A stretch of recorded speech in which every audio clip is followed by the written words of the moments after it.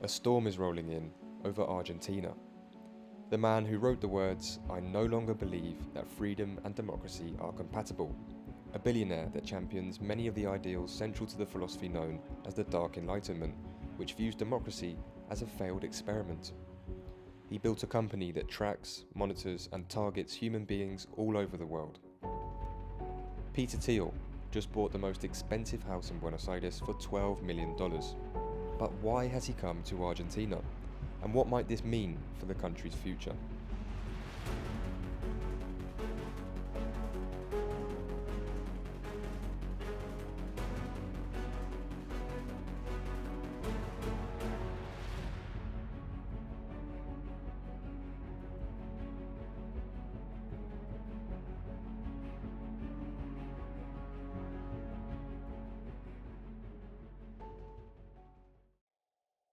So why has Peter Thiel bought the most expensive house in Buenos Aires?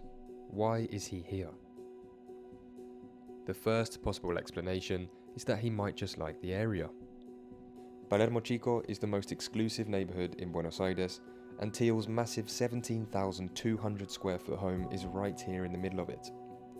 Now, I'd never usually stand outside of somebody's home and film it, but I didn't feel too bad in this case, given Thiel's affinity for surveillance. He's the co-founder and chairman of the board of Palantir and has a net worth of $30 billion. For him, buying this home is like someone with a net worth of $100,000 buying a home for just $40. Perhaps he just did it because he could, but given the current political situation here in Argentina, this strikes me as unlikely. The second possible explanation is that Thiel sees Argentina as a fertile ground to sow the seeds of the Dark Enlightenment. He's a prominent financial backer and key figure of this Silicon Valley-born philosophy that argues democracy has failed and that society would be better run as if it were a tech startup, meaning one founder at the top making unilateral decisions with no need to ask voters for permission. Thiel has spent millions and millions funding like-minded politicians in the US. Here in Argentina, Milei is already at the top of government and is currently running the most radical libertarian experiment on earth. The both of them are self-described anarcho-capitalists.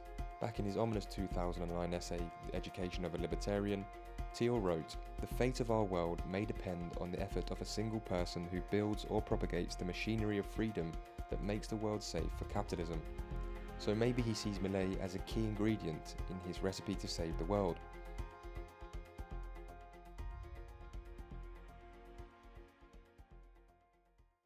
The third and final, fairly simple explanation. There's just huge amounts of money to be made for Thiel and Palantir in Argentina. His flourishing ideological friendship with Milei could open many doors for him in the near future. Palantir has made huge sums of money operating at the heart of US intelligence, which uses its software for population monitoring, tracking migrants, and of course, for war. Argentina recently created a new AI security unit, and Milei also just signed an AI collaboration deal with Israel.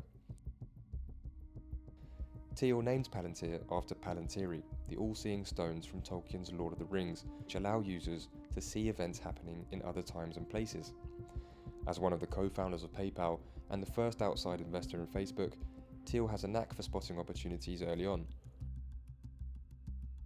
So what might this all mean for Argentina? Well, the country is being run by a president who worships the free market. Real estate here is currently about 80% cheaper than New York and London. There's very little tech regulation and a time zone that overlaps with the US East Coast. According to numerous reports, more of Thiel's associates and colleagues might be on the way, as they're looking at properties across the city. So will Buenos Aires become the new hub for Silicon Valley capital? History has shown time and time again that US interests in Latin America are bad news for the people of this region. But Argentina has weathered far worse storms than tech billionaires playing at being supervillains. 30,000 people were murdered or disappeared by the military dictatorship that took power here just 50 years ago. Argentinians have not forgotten what happens when their democracy is threatened, and they will fight tooth and nail to defend it. With his fundamentally anti-democratic beliefs, I don't think Peter Thiel will be a popular new neighbour in Buenos Aires.